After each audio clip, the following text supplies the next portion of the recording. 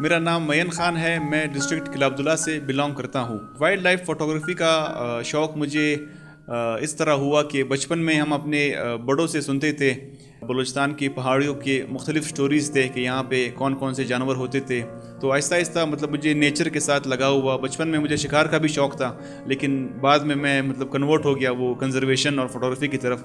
بلوچستان میں پہلے بہت ہی اس طرح نایاب سپیشیز پائے جاتے تھے, جس طرح ہرن ہے, اور ہرن ابھی کافی اپنے پرانے جو اس کے ہیبیٹیٹس ہے وہاں سے یہ ختم ہو گیا. اڑیال ہے, وہ بھی ابھی اپنے پرانے کافی جو اس کے پرانے ہیبیٹیٹس ہے وہاں پہ یہ سپیشیز ابھی نہیں ملتے. تو یہاں پہ کنزرویشن کم ہونے کی وجہ سے اور کلائمیٹ چینج اور غیر قانونی شکار, تو یہ سچویشن دیکھنے کے بعد تو مجھے فوٹوگرافی میں اور میرا انٹرسٹ بڑھا. پھر میں نے آہستہ آہستہ وائلڈ لائف فوٹوگرافی کو سیمینارز میں اور ایگزیبیشنز میں اور ٹریننگز وغیرہ میں اس کو کنزرویشن کو پروموٹ کرنے کے لیے میں نے اس کو استعمال کرنا شروع کیا.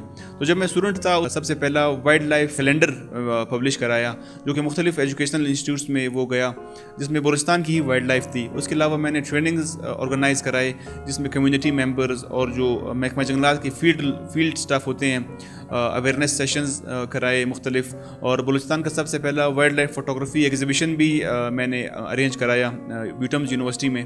اگر ہم بلوچستان کی وائلڈ لائف کی ہسٹری کی بات کرتے ہیں تو 1913 میں ڈیرہ بگٹی میں ایک فاسلز ملے تھے ایک بہت پرانے ایک جانور کے, جس کا نام بعد میں رکھا گیا بلوچیتیریم. وہ اس کو کہتے ہیں the largest known land mammal. آگے آ کے 1990s میں ایک اور سروے ہو رہی تھی زیارت میں, جس میں بلوچستان بلیک بیئر کے ایک ڈیڈ باڈی وہاں پہ ریسرچرز کو ملی تھی. 2017 میں خود ایک سروے میں تھا زیارت میں, وہاں پہ ہمیں ایک مرا ہوا مارخور ملا. یہ انسان کی وجہ سے اینتھروپوجنک ایکٹیویٹیز, انسانوں کی ایکٹیویٹیز کی وجہ سے وائلڈ لائف کافی متاثر ہو رہی ہے. اور اگر ہم بلوچستان کے برڈز کے بارے میں بات کرتے ہیں تو یہاں پہ کافی نایاب برڈز ہیں. کچھ ریزیڈنٹس برڈز ہیں اور کچھ مائگریٹری برڈز ہیں. مائگریٹری برڈز میں یہاں پہ کونج ہے, تلور ہے, اور جو فالکن ہے, نایاب فالکن, یہ بلوچستان میں آتے ہیں. اور قسم کے جو ڈکس ہیں یہ بلوچستان میں آتے ہیں.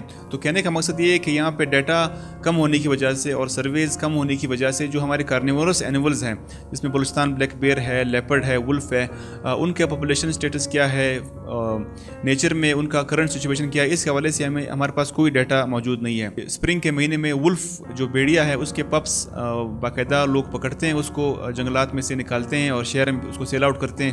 تو اس سے جو جنگل میں ولف کی پاپولیشن ہے وہ متاثر ہو رہی ہے, وہ کم ہوتی جا رہی ہے. جو انلیگل وائلڈ لائف ٹریڈ ہے اس کو ڈسکریج کرنا چاہیے, اس پہ پابندی لگانی چاہیے. گورنمنٹ یا لاء کے تھرو سختی کی جائے, ان کو فل فلیج روکا جائے, یا تو ان کو اویئر کیا جائے تاکہ ہنٹنگ جو ہے نا وہ ایک طریقے سے ہو, وہ ریگولیٹ ہو. ہمارے یونیورسٹیز ہے, جو ہمارے محکمہ جنگلات ہے, ان کو چاہیے کولیبریشن ہو, فل فلیج صحیح سے سرویز ہو, تاکہ پتہ چلے کہ کرنٹ سچویشن کیا ہے فیلڈ میں, کرنٹ ایکو سسٹم کا سٹیٹس بلوچستان میں کیا ہے. یہاں پہ تو ڈیٹا اویلیبل نہیں ہے. جو ہمارے ریسرچرز ہے ان کو ہم انوائٹ کریں گے کہ وہ بلوچستان میں آ کے ریسرچ کریں اور ڈیٹا یہاں سے جنریٹ ہو. باقی کچھ رہ گئی ہیں جو سلیمان مارخور ہے, اگر ان کا تحفظ نہیں ہوگا کچھ سالوں بعد یہ بھی یہاں سے ختم ہو جائیں گے. جس طرح ہرن تھا, ہرن بھی کافی بلوچستان میں پہلے وائڈ اسپریڈ تھا, ابھی وہ آہستہ آہستہ کم ہوتا جا رہا ہے. تو اگر ان سپیشیز کی کنزرویشن نہیں ہوگی, ان پہ ان کا خیال نہیں رکھا جائے گا, تو آنے والے کچھ سالوں میں یہ سپیشیز بھی آہستہ آہستہ ختم ہوتی جائے گی.